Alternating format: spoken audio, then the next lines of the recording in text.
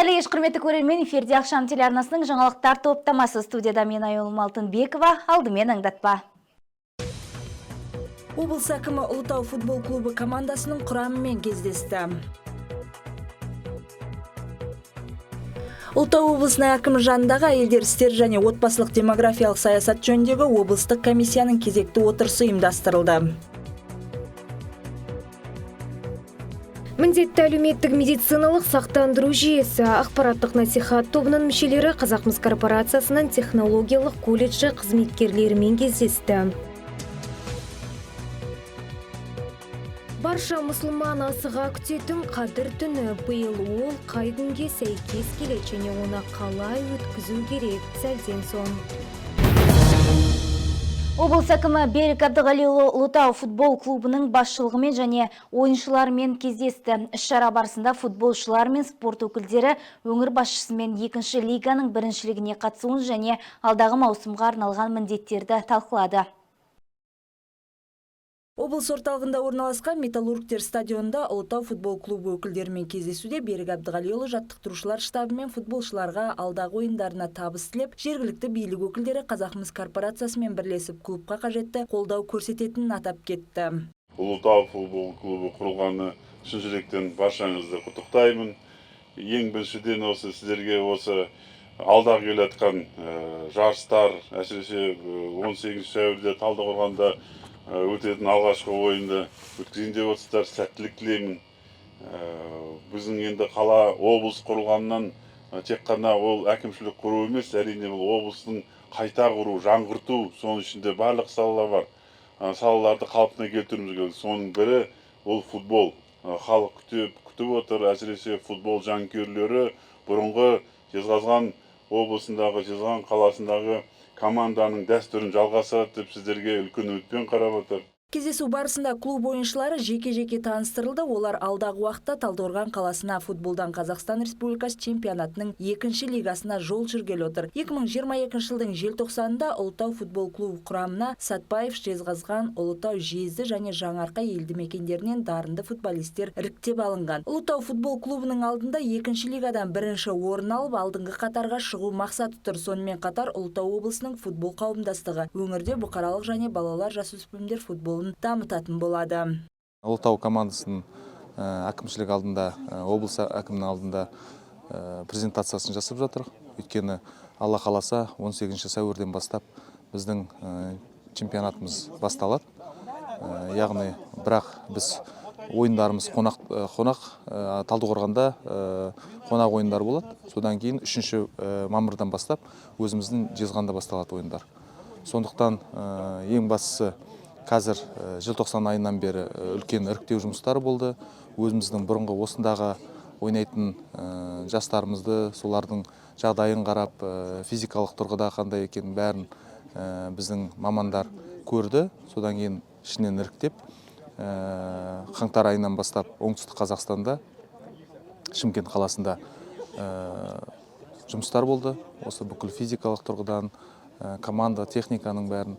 Содан кейін мұны бірінші біздің командаларымыз енді дайындығы сақадай сай деп айтуға болады осы чемпионатқа. Таныстырылым аясында сөз алған Ұлытау футбол командасының капитаны Демият Сламбеков мүмкіндікті пайдалана отырып, облыс әкіміне біздің өңірді бейнелейтін 20 нөмірлі атаулы футболканы сыйға тартты. Өз кезегінде команда капитаны алдағы ойынға қызу дайындық жүріп жатқанын тілге тиек етті.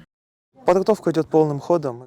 Алдағы чемпионатқа дайындық өте жоғары деңгейде. Бұған дейін ауқымды іріктеу шарасы жүргізілді. Жаңа құрам өздерінің дайындығын осы ойында көрсететін болады. Басты мақсат клубымыздың жоғары дайындығын осы чемпионатта дәлелдеу. Менің ойымша біз жеңіске жетеміз. Ол үшін бар күш-жігерімізді саламыз. Барша ойыншыларымызға тек сәттілік тілеймін.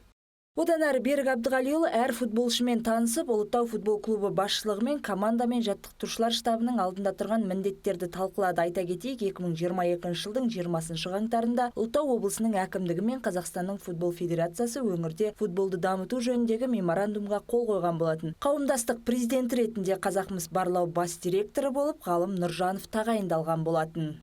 Алтынгүл Төлегенова, Айбек Өмірәлі, Ақшам телеарнасы, Ұлытау облысы.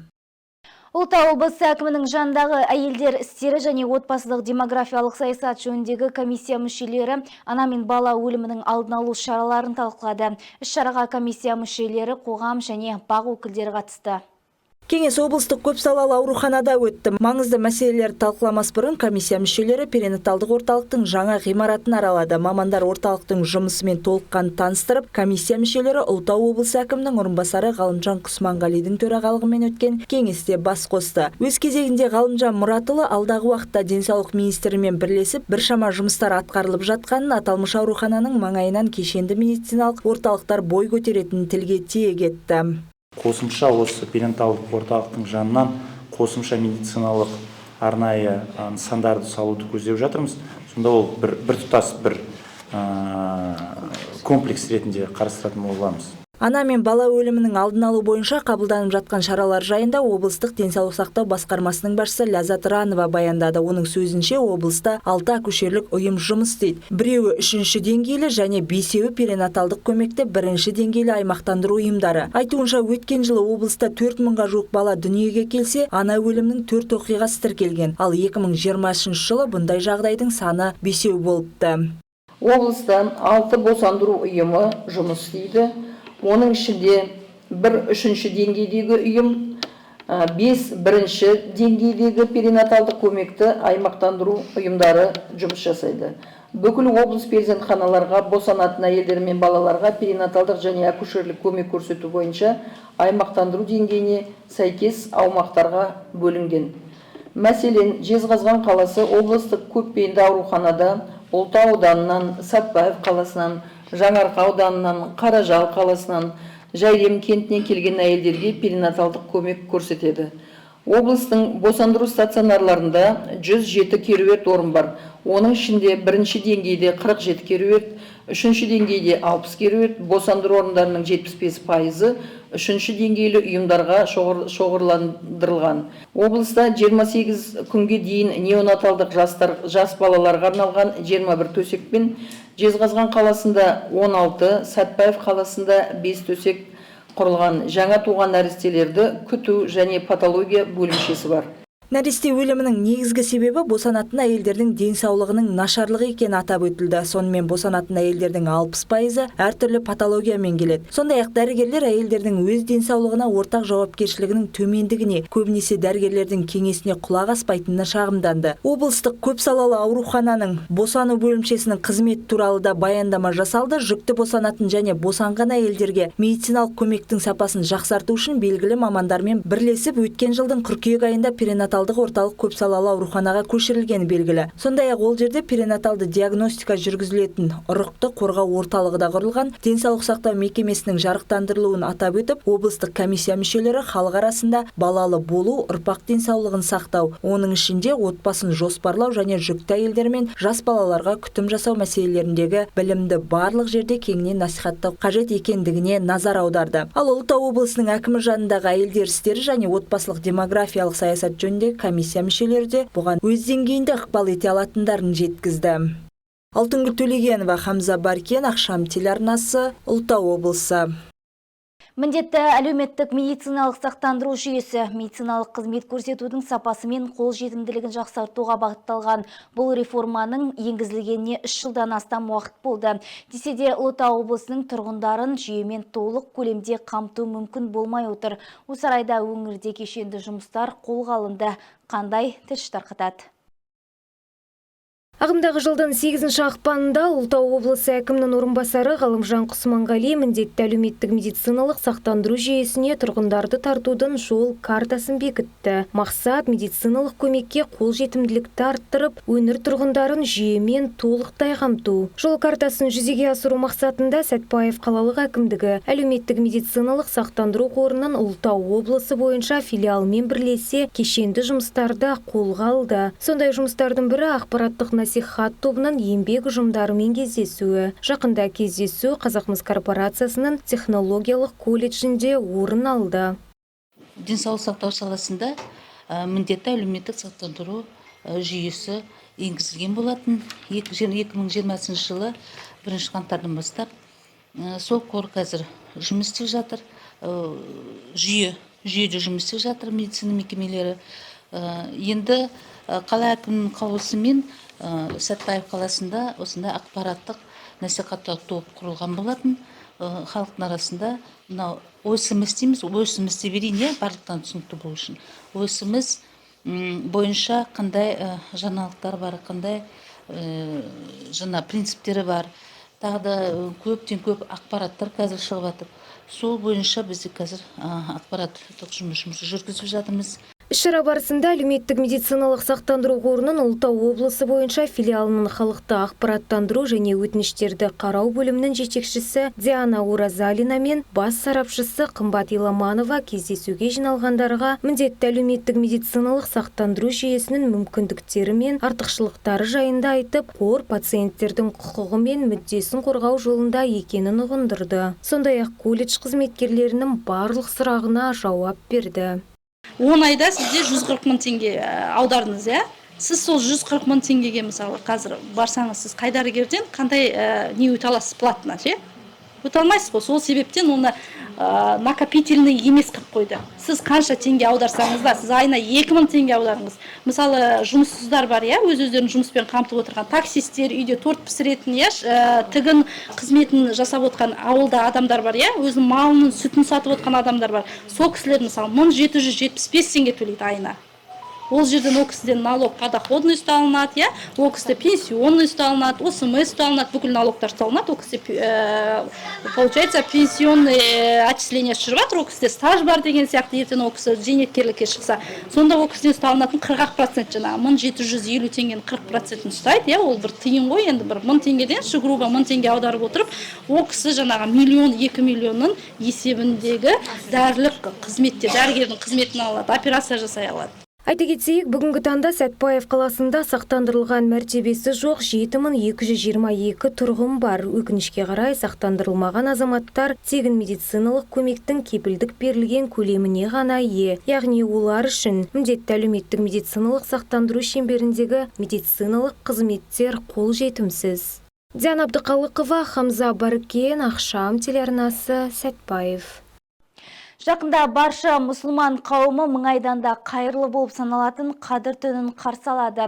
Періштелер жерге түсіп жер бетінде береке орнайтын, сауаптар еселеніп жазылатын түн биыл қай күнге сәйкес келеді және оны қалай өткізу керек? Бұл сауалдарға Балмағамбет Балқыбайұлы атындағы орталық мешіттің бас имамы Қондыбай Ақбаров жауап берді. Сауабы сансыз қадір түні Рамазан айының соңғы 10 күнінің бірінде болады. Бұл түн туралы 5 аяттан тұратын қадір сүресінде Құранның қадір түнінде түсірілгендігі, оның 1000 айдан қайырлы екендігі, бұл түнде Жәбірейіл періште Алла әмірімен жер бетіне түсіп, адамдарға қызмет ететіндігі және таңға дейін тыныштық болатындығы айтылады. Биыл Қазақстан мұсылмандары діни басқармасының бекіткен кестесіне сәйкес қадір түнін мұсылмандар қауымы 17 сәуірден 18 сәуірге қараған түні қарсы алады. Қасиетті түн ауыз ашқан уақыттан бастап сәресіне дейін жалғасады.